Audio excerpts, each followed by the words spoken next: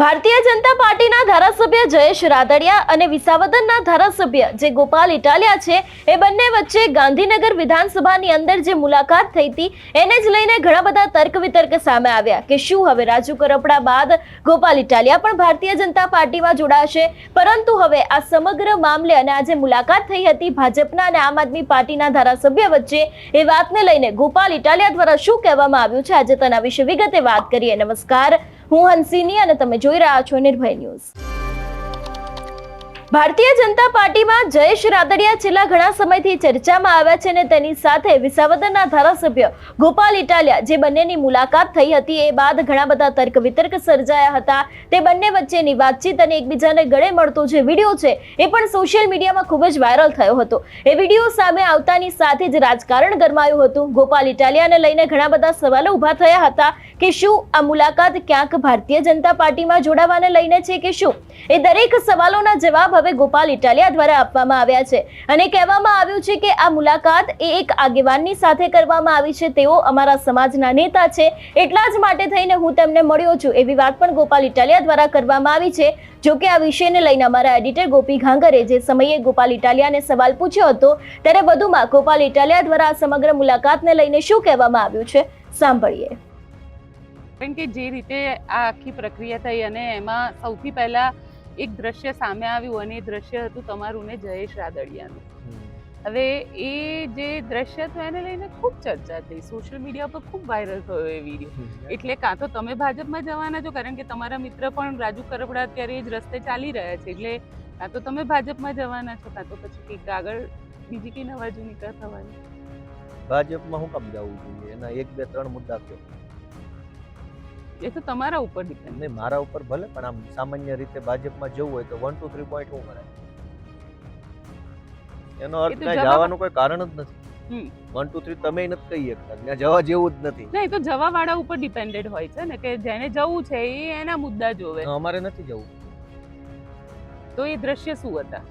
અરે દ્રશ્ય તો ગોપીબેન, હવે આ વિધાનસભા છે, અહીંયા ધારાસભ્યો 182 ફરે છે, ત્રણેય પાર્ટીના છે, આમને સામને કદાચ થયા હોય ને કોઈ આપણને બોલાવ્યા હોય ને આપણને એ માણસ કદાચ થોડો ઘણો બોલાવવા લાયક લાગે અને રામ રામ કરીએ, એમાં ક્યાં ભાજપમાં જોડાઈ જવાની વાત આવી?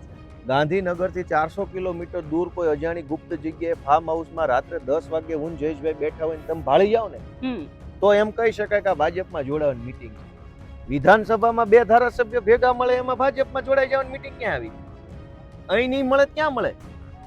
અને એ અમારા સમાજના નેતા છે, અમારા સમાજની રૂહે મળ્યા હતા। અરે બેન, એ તો હું તો તમને મળ્યો, આપણે તો એક સમાજના નથી, આપણે મળત આ વિધાનસભા છે, અમે તો પત્રકાર છીએ ને। અરે ભાઈ, અમે નેતા થોડી ના છીએ, પણ એ અમારા સમાજના છે, અમારા સમાજના આગેવાન છે, વિઠ્ઠલ બાપાનો વારસો સંભાળે છે। વિઠ્ઠલ બાપા અમારા સૌરાષ્ટ્રના ખેડૂતોના મોટા નેતા હતા, બરાબર, એમના પરિવારથી આગળ આવેલા વ્યક્તિ છે, સમાજમાં મોટું નામ છે, કદાચ એને મળી અને રામ રામ, જય સરદાર, જય માતાજી, પિતાજી કર્યું હોય એમાં હું પણ તકલીફ છે?